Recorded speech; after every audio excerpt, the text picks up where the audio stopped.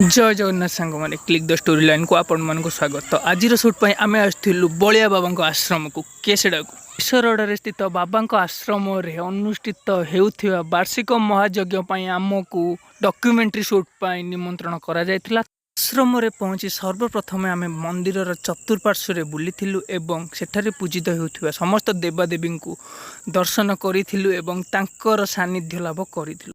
सर्वप्रथम आम नरसिंह देव महाप्रभु को दर्शन करूँ। तत्पर आम बाहर जाइलु माँ लक्ष्मी को दर्शन करने। तो माता लक्ष्मी आशीर्वाद नहीं आम बाहर जाइलु यज्ञ मंडप आड़ को। मंडप रे पहुँची आम देखी भक्त श्रद्धालु माने यज्ञ मंडप चतुर्पार्श्व बसी यज्ञ मंडप पर आम जाइलु आश्रम पाकशाला। पाकशाला पर आम जाइलु आश्रम स्थित एक पुष्करणी पाख फेरी आम जाइलु आश्रम मुख्य द्वार को कौन है जानापी। Click the story line subscribe.